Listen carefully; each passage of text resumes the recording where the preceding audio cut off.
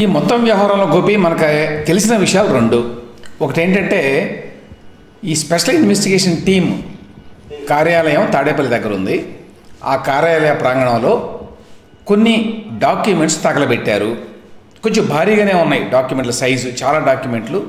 వాటిని తగలబెట్టారు. ఆ తగలబెడుతున్నప్పుడు తీసినటువంటి వీడియోలు బయటకు వచ్చినాయి. కాబట్టి అవి చూస్తే ఎవరికైనా అర్థమవుతుంది వీళ్ళు డాక్యుమెంట్స్ తగలబెడుతున్నారు అని. రెండో పాయింట్, ఈ డాక్యుమెంట్స్ దేనికి సంబంధించినవి, అందులో కొన్ని క్లోజప్ షాట్స్ కూడా ఉన్నాయి. ఆ క్లోజప్ షాట్స్లో రెండు షాట్స్లో మనకి రెండు విషయాలు అర్థమైనాయి. ఒకటి ఇన్నర్ రింగ్ రోడ్ కేస్ అని ఒక దాని మీద రాసి ఉంది, హెరిటేజ్ డైరీ అని చెప్పి ఇంకో దాని మీద రాసి ఉంది. అంటే హెరిటేజ్ డైరీకి సంబంధించిన సమాచారం అంతా అన్నమాట. ఏదో ఉంది అందులో, ఏముందో స్పష్టంగా మనకు తెలియదు, కానీ పైన అయితే హెరిటేజ్ డైరీ అని చెప్పి ఉంది. ఇంకొక దాని మీద ఇన్నర్ రింగ్ రోడ్ అని ఉంది, ఇన్నర్ రింగ్ రోడ్ కేస్. కాబట్టి ఆటోమేటిక్గా మనకి ఇక్కడ ఒక విషయం అర్థమవుతుంది. అదేంటి, ఈ డాక్యుమెంట్స్ ఇంకా వేరే వాటికి కూడా సంబంధించినవి చాలా ఉండొచ్చు, కానీ ఇందులో ఖచ్చితంగా ఇన్నర్ రింగ్ రోడ్ కేసుకి సంబంధించిన కొన్ని డాక్యుమెంట్లు ఏవో ఉన్నాయి. ఏమిటి ఇన్నర్ రింగ్ రోడ్ కేసు? అమరావతిలో ఇన్నర్ రింగ్ రోడ్డు నిర్మాణంలో అప్పటి చంద్రబాబు నాయుడు గారి ప్రభుత్వం అవకతవకలకు పాల్పడింది. తమకి కావాల్సిన వాళ్ళ కోసం రింగ్ రోడ్డు యొక్క అలైన్మెంట్ని మార్చింది అనేటువంటి ఆరోపణలతోటి జగన్మోహన్ రెడ్డి గారి ప్రభుత్వం ఒక కేసు పెట్టింది ఆయన మీద. స్వయంగా చంద్రబాబు నాయుడు గారి మీద పెట్టింది. దాంతోపాటు నారాయణ గారు, మిగతా వాళ్ళు కూడా ఉన్నారనుకోండి. ఆ ఇన్నర్ రింగ్ రోడ్ అనేది ఇంతవరకు నిర్మాణం కాలేదు, కానీ దాని ప్రపోజల్స్ మాత్రమే ఉన్నాయి. ఆ ప్రపోజల్స్లోనే అక్రమం జరిగింది అనేది జగన్మోహన్ రెడ్డి గారి వారి ప్రభుత్వం యొక్క ఆరోపణ అండి. దాని మీద కేసు పెట్టారు. దాని మీద ఆయన్ని అరెస్ట్ చేయడానికి కూడా వాళ్ళు అప్పట్లో పీటీ వారెంట్లు కూడా జారీ చేశారు ఆయన జైల్లో ఉన్నప్పుడే వేరే కేసుల్లో. సో ఆ రకంగా అది సీరియస్ కేసే. అంటే ఆయన అరెస్ట్ చేయడం వరకు వెళ్ళినటువంటి కేసు అది. సరే, వీళ్ళు చంద్రబాబు నాయుడు గారు, నారాయణ గారు వీళ్ళంతా కూడా కోర్టుకు వెళ్ళి దాని మీద బెయిల్ తెచ్చుకున్నారు. సో ప్రస్తుతానికి దాని మీద డెవలప్మెంట్ ఏమీ లేదు. ఈ ఎన్నికలు అయ్యే వరకు కూడా డెవలప్మెంట్ ఉండదండి. అయితే ఇక్కడ సిగ్నిఫికెన్స్ ఏంటంటే ఆ యొక్క ఇన్నర్ రింగ్ రోడ్ కేసులోనే నారా లోకేష్ గారిని కూడా పిలిపించారు. అప్పుడు ఆయనకేమో సంబంధం, ఆయన ఇప్పుడు మంత్రిగా ఉన్నాడు. మంత్రిగా ఉండటం వల్ల పిలిపించారా, కానీ ఆయన మంత్రిత్వ శాఖకి ఇది సంబంధం లేదు ఇన్నర్ రింగ్ రోడ్డు. ఎందుకంటే ఇది సిఆర్డీఏ కిందకు వస్తుంది. ఆ వ్యవహారంతో అప్పుడు ప్రభుత్వంలో ఉన్నటువంటి లోకేష్ గారికి అధికారికంగా ఎటువంటి సంబంధము లేదు. కానీ ఎందుకు పిలిపించారంటే వేరే విధంగా పిలిపించారు. ఎట్లా, ఈ ఇన్నర్ రింగ్ రోడ్ ఆ రోడ్ నిర్మాణంలో ప్లాన్లో అలైన్మెంట్ మార్చారు. ఆ మార్చింది అంటే ఇక్కడ ముందే వస్తుంది అలైన్మెంట్ ఇటువైపు అని తెలిసి హెరిటేజ్ డైరీ వాళ్ళు అక్కడ ల్యాండ్స్ కొన్నారు. 11 ఎకరాల చిల్లర ఎంతో కొన్నారు వాళ్ళు. కంతేరు అనుకుంటాను అది వాళ్ళు కొన్నది, ఆ ప్రాంతం పేరు. సో కంతేరులో వాళ్ళు కొనుక్కున్నారు. వీళ్ళకి ముందే తెలుసు కాబట్టి కుట్ర పన్ని కొనుక్కున్నారు అనేది ఆరోపణ. ఎవరు? హెరిటేజ్ వాళ్ళు. హెరిటేజ్లో ఎవరున్నారు? లోకేష్ గారు గతంలో డైరెక్టర్గా ఉన్నాడు కాబట్టి లోకేష్కి నోటీసులు ఇచ్చి పిలిపించారు. అప్పట్లో మేము ప్రశ్నించాలి మిమ్మల్ని అని 41A నోటీస్ ఇచ్చారు, గుర్తుండే ఉంటుంది. సో ఆయనతో పాటుగా భువనేశ్వర్ గారు, నారా బ్రాహ్మణి గారు వీళ్ళంతా కూడా ఉన్నారు కదా అందులో డైరెక్టర్లుగా ఏదో ఒక టైంలో. ఇప్పుడు లోకేష్ గారు లేటెస్ట్గా ఉన్నారో లేదో తెలియదు, కానీ గతంలో ఆయన ఎగ్జిక్యూటివ్ డైరెక్టర్గా ఉన్నాడు, ఇట్లాంటివన్నీ ఉన్నాయి కాబట్టి మీకు సంబంధం ఉంది అని పిలిపించారు. ఆ తర్వాత యాక్చువల్గా భువనేశ్వర్ గారి మీద, నారా బ్రాహ్మణి గారి మీద కూడా ఏదో కేసులు పెడతాం అన్నట్టుగా కొన్ని లీకులు కూడా ఇచ్చారు పత్రికలకి అప్పట్లో. అంటే సాక్షి వీటిలో రాశారు కొన్ని పత్రికల్లో. వాళ్ళ మీద కూడా చర్యలు తీసుకుంటారు పోలీసులు, సిఐడి వారు.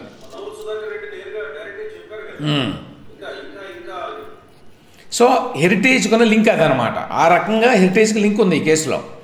ఆ సందర్భంలోనే నారా లోకేష్ గారిని పిలిపించి ఇంట్రాగేషన్ పేరుతో ఆయన ప్రశ్నించారు. ప్రశ్నించినప్పుడు అప్పుడు 2 times 3 times వెళ్ళినట్టున్నాడండి ఆయన. నారా లోకేష్ గారు వెళ్ళినప్పుడు మీ హెరిటేజ్ డైరీ కంపెనీ ఏంటి, దాని టర్న్ ఓవర్ ఎంత, ఎవరు అందులో డైరెక్టర్లు, ఎవరికి ఎంత జీతం, ఎంత ఆదాయం వస్తుంది, ఎంత టర్న్ ఓవరు, ఇట్లాంటి ఏవో ప్రశ్నలు వేశారు.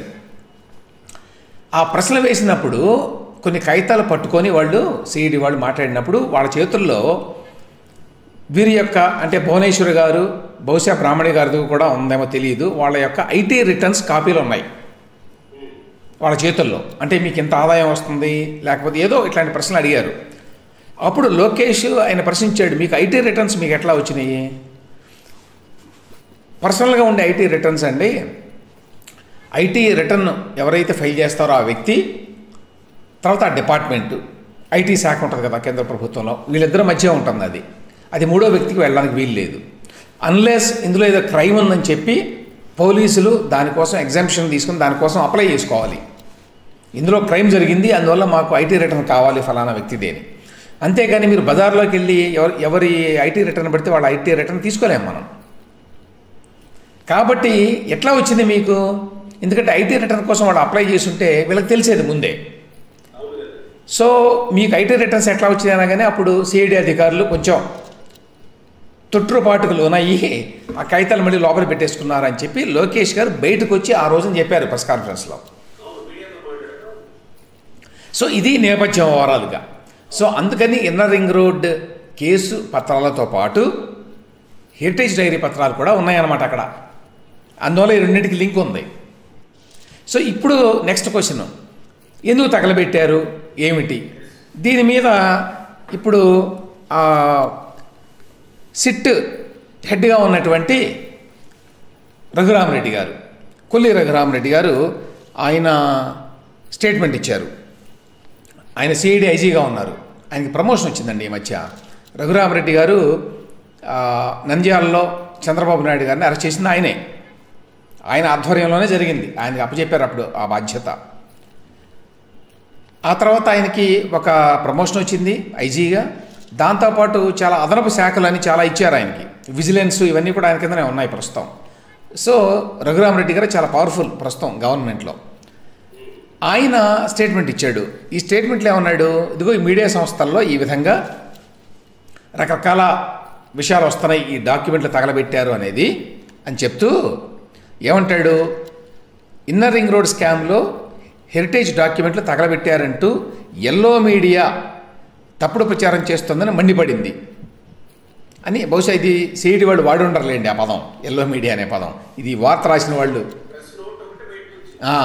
ప్రెస్ నోట్లు ఏమైనా ఉందో అదొకటే చెప్తా నేను. డాక్యుమెంట్లు కాల్చారంటూ మీడియాలో తప్పుడు ప్రచారం జరుగుతోంది, కొన్ని ఛానళ్లలో బాధ్యతారహితంగా ప్రచారం చేశారు. ఇన్నర్ రింగ్ రోడ్ సహా 5 కేసుల్లో ఛార్జ్షీట్లు దాఖలు చేశాం.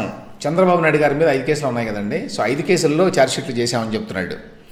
8,000 నుండి 10,000 కాపీలతో రూపొందించాం. నేను అనుకుంటే 10,000 పేజీలు అయి ఉంటాయి, 10,000 కాపీలు కాదు. ప్రతి కేసు ఛార్జ్షీట్ కాపీలను ప్రతి కేసులో ఉన్న నిందితులకు అందించాం. హెరిటేజ్కి సంబంధించిన డాక్యుమెంట్లన్నీ కోర్టుకి అందజేశాం. హెరిటేజ్ కంపెనీకి చెందిన వ్యక్తుల ఐటీ రిటర్న్స్ వివరాలు కోర్టుకి అందజేశాం. హెరిటేజ్ కంపెనీకి చెందిన వారికి కూడా ఆ డాక్యుమెంట్లు అందించాం అని చెప్పారు. సో ఈయన ఏం చెప్తున్నారండి స్టేట్మెంట్లో, అబ్బాయి మేము అన్ని ఛార్జ్షీట్లు ఫైల్ చేసాం ఈ కేసుల్లో, అదేవిధంగా ఈ కేసుకి సంబంధించిన డాక్యుమెంట్లు అన్నీ కూడా కోర్టు దగ్గరే ఉన్నాయి అని చెప్పారు. అంతవరకు బాగానే ఉంది. కానీ అసలు విషయానికి ఆయన జవాబు చెప్పలేదండి రఘురామరెడ్డి గారు. ఏంటి అసలు విషయం? ఈ డాక్యుమెంట్లు ఏమిటి, ఎందుకు తగలబెట్టారు, ఎవరు తగలబెట్టమన్నారు, ఏ కారణం చేత తగలబెట్టారు, ఇవన్నీ ఎక్స్ట్రా కాపీలా, ఇవన్నీ ఈ కేసుతో సంబంధం లేనివా, లేదు సంబంధం ఉన్నవా? అసలు విషయం అది కదా. వీటిని తగలబెట్టారు అంటే అందరికి వచ్చే అనుమానాలు అవి. ఆ ప్రశ్నలకు సమాధానం లేదు. ఇక్కడ మనకు అర్థమైన విషయం ఏంటి, అవును స్పెషల్ ఇన్వెస్టిగేషన్ టీం వాళ్ళు ఈ డాక్యుమెంట్లు తగలబెట్టారు అనేది స్పష్టం అవుతుంది. ఎందుకంటే ఆయన ఖండించలా, తగలబెట్టలేదు అనే మాట ఖండించలేదండి, గమనించాల్సిన విషయం అది. రెండవది, మేము ఇవన్నీ కూడా కోర్టులో సమర్పించామన్నారు, అది కరెక్ట్ అయి ఉంటుంది. మొత్తం ఛార్జ్షీట్లు ఫైల్ చేసామన్నారు, factually probably that is also correct. ఆయన చెప్పారు కాబట్టి ఛార్జ్షీట్లు అన్నీ వేసేసామన్నారు. కానీ ఇక్కడ ప్రశ్న అది కాదు, ఛార్జ్షీట్లు వేశారా లేదా అని కానీ కోర్టుకు సమర్పించారా లేదా అని కాదు. ఈ డాక్యుమెంట్లన్నీ ఎందుకు తగలబెట్టాల్సి వచ్చింది, ఏ పరిస్థితుల్లో డాక్యుమెంట్ని అట్లా తగలబెడతారు?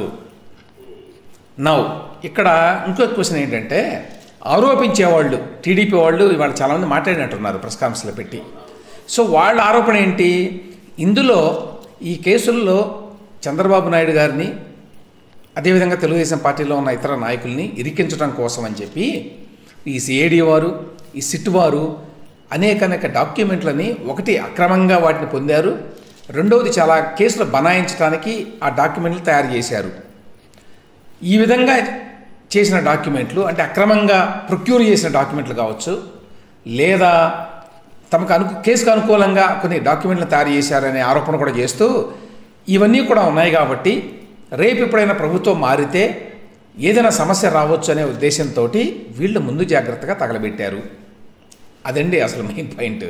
అది వాళ్ళ ఆరోపణ. అది ఈ మధ్యకాలంలో తెలంగాణలో కొన్ని డెవలప్మెంట్స్ జరిగిన నేపథ్యంలో దీనికి కొంచెం ప్రాధాన్యత ఉంది ఈ విధంగా తగలబెట్టడం. ఎందుకంటే తెలంగాణలో ప్రభుత్వం మారిన తర్వాత వీళ్ళు చాలామంది అప్పటి ప్రతిపక్ష నాయకుల మీద అప్పటి బీఆర్ఎస్ ప్రభుత్వం, ఆ ప్రభుత్వంలో ఉన్న పోలీసులు, ఎస్పెషల్లీ ఎస్ఐబి వాళ్ళు, స్పెషల్ ఇన్వెస్టిగేషన్ బ్రాంచ్ ఏదో ఉంది ఎస్ఐబి, వాళ్ళు అందరి మీద స్పైయింగ్ చేశారు, టెలిఫోన్ ట్యాపింగ్ చేశారు అనే ఆరోపణలు వచ్చిన నేపథ్యంలో అప్పటి డిఎస్పీ ప్రణీత్ రావును అరెస్ట్ చేశారు.